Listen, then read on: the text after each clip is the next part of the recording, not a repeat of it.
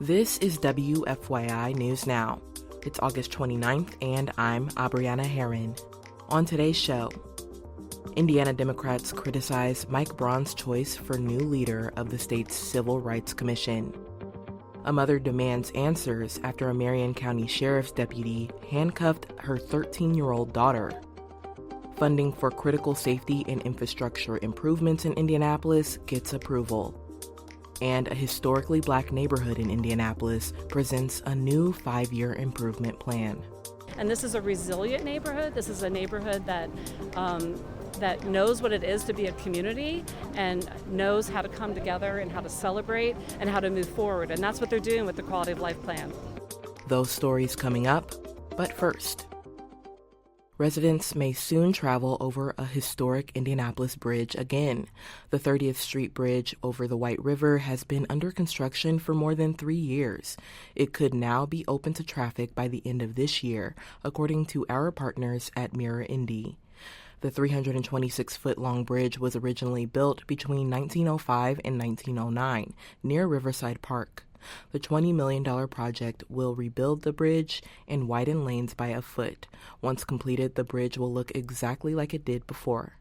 Department of Public Works officials expect the rehabilitation project to be fully completed next summer. The bridge's previously scheduled completion was at the end of 2024. Indiana Democrats are criticizing Governor Mike Braun's appointment of Philip Clay as the new executive director of the state's Civil Rights Commission. Indiana Democratic Party Vice Chair Alex Neer-Inda says Clay lacks the legal expertise and civil rights experience needed for the post. He points to a past opinion piece in which Clay dismissed concerns about racial bias in policing. We have to question Governor Braun's definition of merit-based hiring. That's the biggest concern here. It concerns me and it makes me feel like this is just something to make the commission fail within itself. The governor's office defends the choice, saying Clay brings strong management experience and community involvement. Supporters say his business background equips him with leadership skills that will benefit the commission. The Civil Rights Commission investigates discrimination in housing, employment, and public services. Clay is expected to take office later this fall. An Irvington mother is demanding answers after a Marion County Sheriff's deputy briefly handcuffed her 13-year-old daughter Sunday. The girl was detained in the East Side neighborhood while playing with friends, then released quickly after. Her mother told WFYI her daughter ran home in tears and now feels embarrassed and shaken by the incident. In a statement, the sheriff's office said the deputy believed he was breaking up a fight and handcuffed the child as standard procedure to ensure safety. The office says the case has been referred to Internal Affairs for review. For more on this story, go to our website. Funding for critical safety and infrastructure improvements in Indianapolis were approved by a finance committee this week. The proposed city budget sets aside more than $8 million for new tornado sirens after a number of them failed during a spring storm this year. Other capital investments approved include a new West Side fire station and snow trucks. The city will take on $21 million in debt to fund the improvements. In a statement, Indianapolis Mayor Joe Hogsett said the committee's approval of the bond issuance is critical and, quote, in a challenging budget year, these investments are possible because of the city's strong credit rating, the result of our fiscal discipline over the last decade. Hogsett's proposed budget spends more than $1.7 billion. It is set to be approved this October.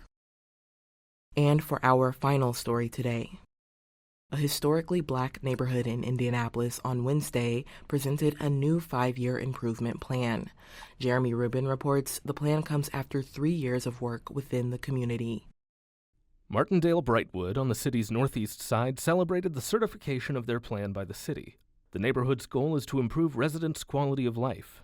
Their 5-year plan focuses on issues like housing and infrastructure, arts and culture, economic development, and environmental justice. Joanna Taft is the executive director of the Harrison Center. And this is a resilient neighborhood. This is a neighborhood that knows what it is to be a community and knows how to come together and how to celebrate and how to move forward. And that's what they're doing with the Quality of Life Plan. The event on Wednesday featured a parade, live musicians, and pre-enactment theater, performances depicting the plan's vision. I'm Jeremy Rubin. That's all for today's episode of WFYI News Now.